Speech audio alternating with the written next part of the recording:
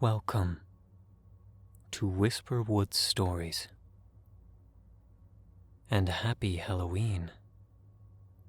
Sit back, relax, and let's begin. Today we explore the subreddit missing411, often about strange encounters in the woods. Our first story is from Tenix. Tenix has his own YouTube channel under the same name. Check the description if you're interested in their channel.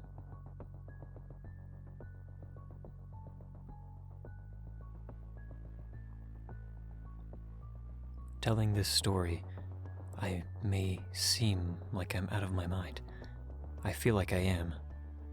The very first night I heard it was at the end of the summer of 2019. I was building my own art studio in the back of this old building.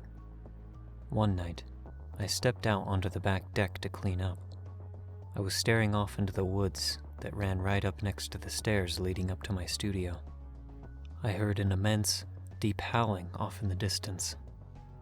The air around me had such a blood-curdling effect from the howl, and it gave me goosebumps and raised the hair on my body. Shortly after it went silent, I heard all of the dogs in a 1 or 2 mile radius begin barking, yipping, and howling in the direction of the sound that I had just heard. There was no way it was a wolf or any large cat. I've watched videos and heard sound bites of the wild cats, mountain cats making those demonic type sounds, and this wasn't it. This sounded like something that was a mix between human and animal. The area of Ohio that I'm in isn't a place where you'd see large cats or, let alone, hear one in the woods. My thought at the time was that it was a Wendigo coming to get me.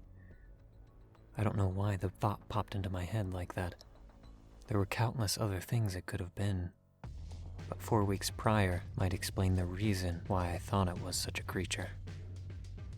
4 weeks ago, I was approached by a man about commissioning 3 art pieces of something that I wasn't familiar with. Art pieces of Wendigos. More specifically, something called the wartime Wendigo. It would be an iteration of a huge 1,000-foot-tall creature, and it's supposedly made out of all of us. Random body parts sticking out all over it, a face here and there. It was supposed to represent all of our greed or insatiable desire or want for more.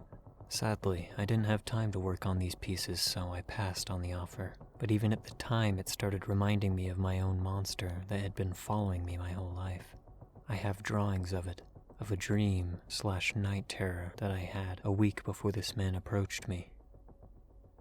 In my dream, there was a tall, emaciated creature with an animal-like body, with features like a human's, like arms and legs. It was crouching in my kitchen like a dog, and would sit on the floor looking through the cabinets. I would ask it what it was doing, that it was simply hungry and looking for some chips or something. After saying this, it turned to look at me, and the way it looked was indescribable. It had large black holes where the eyes should be, and a jagged slit across the lower side of its face. There was a mouth, but no lips, and it had 1,000 rows of jagged teeth curling around its gums. It had a long tongue sliding out between them. It let out a gurgled scream. Then black, smoky tendrils shot out where its hair should be, on its head. They lingered for a second, and then were absorbed back by the body, and then the creature suddenly vanished. As soon as I woke up from this nightmare, I drew pictures of it. I tried to make meaning out of the dream. Why was it in our kitchen? All of my hair stood up when I thought about the unanswered email about commissioning the artwork based on the Wendigo. Fast forward back to the present. The current pandemic has taken over the world, and I'm sure that I've lost my mind. I forgot all about the commission and the nightmare, and was hanging out with a friend at 3 a.m. after a few months of not seeing or talking to anyone. We went out to White Castle for a quick bite. She walks out of the front door first and down the bottom step. As I'm walking out next and locking the door, we hear something breaking tree limbs. crashing through them almost. It wasn't fast, but slow, and definitely noticeable. It was coming from up high in the trees and gradually getting louder as it neared us. The thing I saw reminded me of some kind of orangutan or gorilla, the way it swung from branch to branch. I could hear its hands gripping each tree and snapping smaller limbs out of its way. It was coming in our direction. I tried to shake it off, telling myself that I was crazy until my friend turned around and looked up at the trees. She asked me, "Do you hear that?" I turned white and felt the air get heavier from fear that was emanating from that thing. As I came down the stairs next, she's staring up in the trees, and I could see the branches moving now. I yelled at her to get out of here quick before running in the direction of the car. We turned our backs to the woods, and there was a loud crash. Something had landed just behind us, and all the hairs on my body stood up straight. We stood, paralyzed with fear. The air was thicker, the same way it had been before. A weird feeling came over me and brought tears to my eyes, a feeling like something was crushing every inch of my body without touching me. I was shaking. The fear it made me feel was too much to bear. We managed to get out of there, and still went to White Castle. We were both shook to our cores, and in disbelief of what we had just witnessed. When we drove back there, we made sure we had our brights on to light up the woods for a good 20 minutes before we felt it was safe enough to go back inside. The only weapon I really had was a golf club. When my friend told me what she had seen, she said that it almost looked like an owl creature with weird feathers. I just wanted some feedback on this story, as I've been talking to countless others about their experiences with the woods where they live at. Thank you all very much for sharing your stories.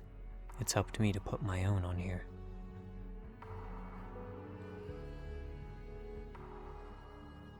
Our next story is from ShisagDB. I have been hesitant to write this because I'm not sure how well it fits in with the other stories here. This was in Canada and in a relatively small conservation area near my parents' house. This was 3 years ago, and I had just finished my college program and moved back home with my parents while I looked for a job in my field. My parents have a Springer Spaniel who I would take on long hikes through the conservation area that was connected to the back of their house. The area has lots of trails. Most are small and stick to the less dense part of the forest. But I, being familiar with these trails from having grown up so close to them, didn't follow the usual markers and instead headed over to a little bridge that goes deeper into the woods. Since I would rarely run into other people past the bridge and my dog was well trained, I would let her off the leash. I usually listened to a podcast and alternated between running and walking to get some exercise. Never before had I felt scared in these woods. There were some coyote sightings, but they were rare. No bears and definitely no big cats. This day started like any other. I took the dog through the sparse forest and reached the bridge to cross into the deeper side of the forest. I have no idea why, but as soon as I crossed the bridge, I felt a heaviness in the air. I felt nervous, and the forest seemed somehow darker.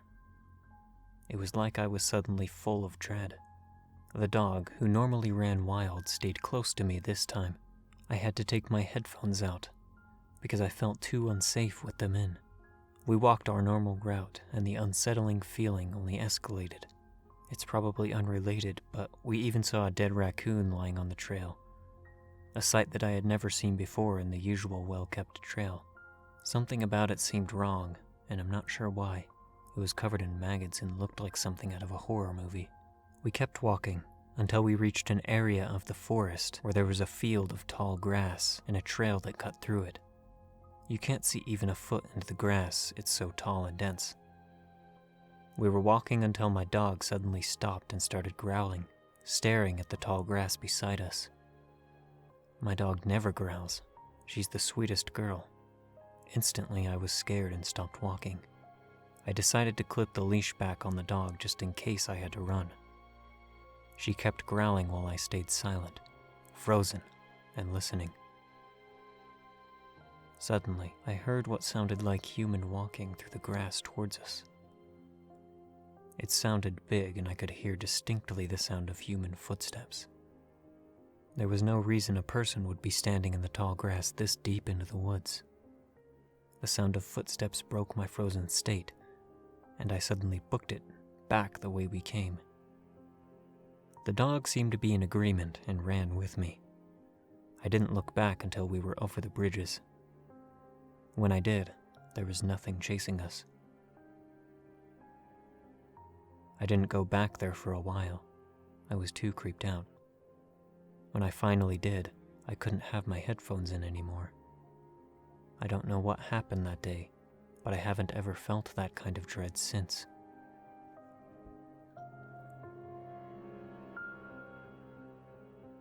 Our next story is from Scorpio 6. I've noticed a common component from people's experiences here on missing411. There seems to be an inexplicable feeling of foreboding and/or of being watched. I had experienced something along these lines when I was hiking 2 years ago. I have never spoken of or written this experience before, as I'm honestly still struggling to make sense out of it. I was on my way back to California from 2 weeks of camping and sightseeing in other states.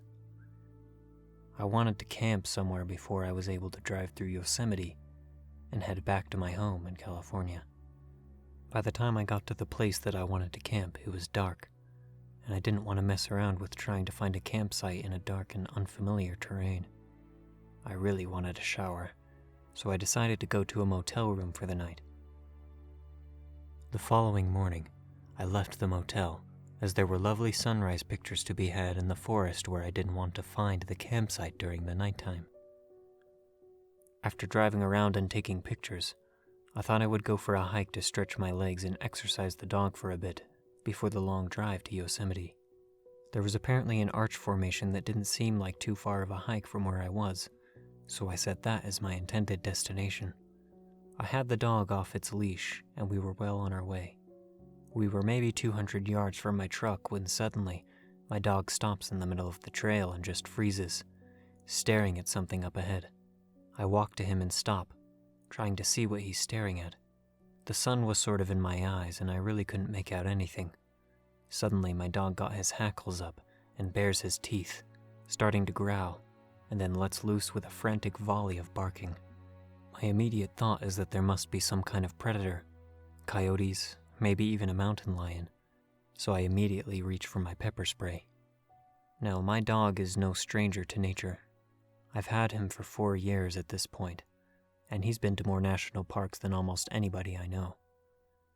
We've racked up a lot of miles together, and I can read his body language very well.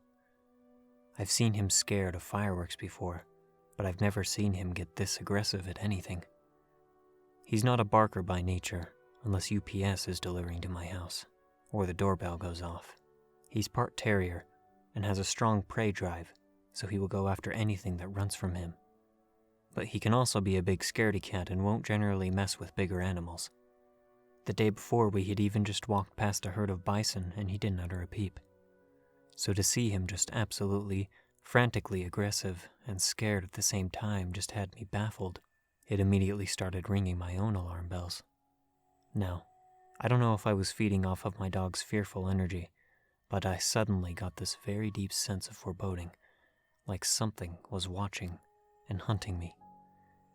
It instantly triggered my fight or flight reflex, mainly flight, because I still couldn't see anything at all. Now, I'm 40 years old. I grew up in the middle of a civil war. I'm a U.S. Army infantry veteran, and I've been working as a security contractor since I separated from the service.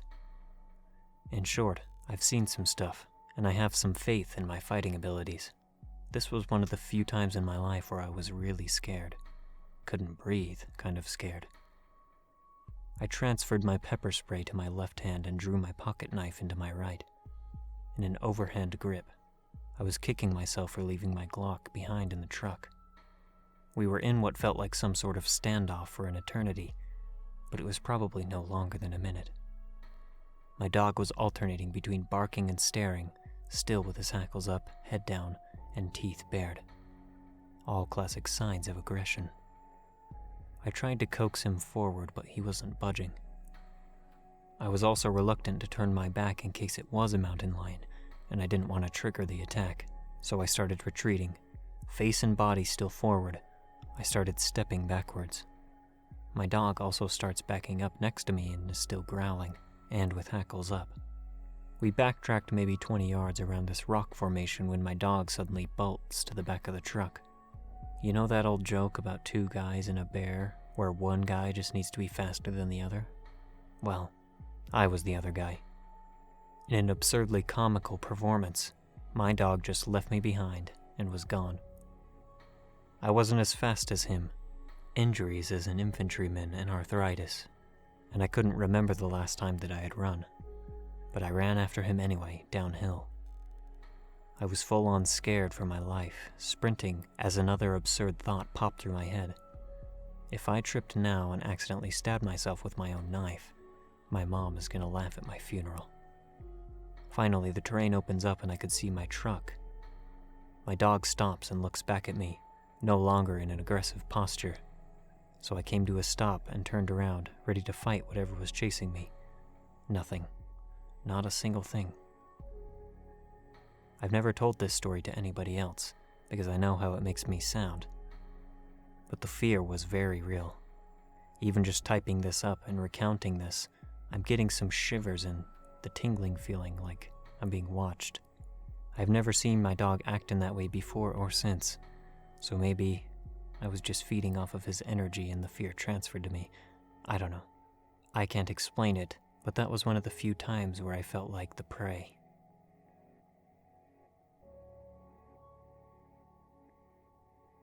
Thank you for listening to Whisperwood's stories. If you enjoyed, don't forget to comment, like, and subscribe down below. Do you have a story that you'd like me to read on this channel? Or just want to reach out to say hi? Email me at whisperwoodssubmissions@gmail.com.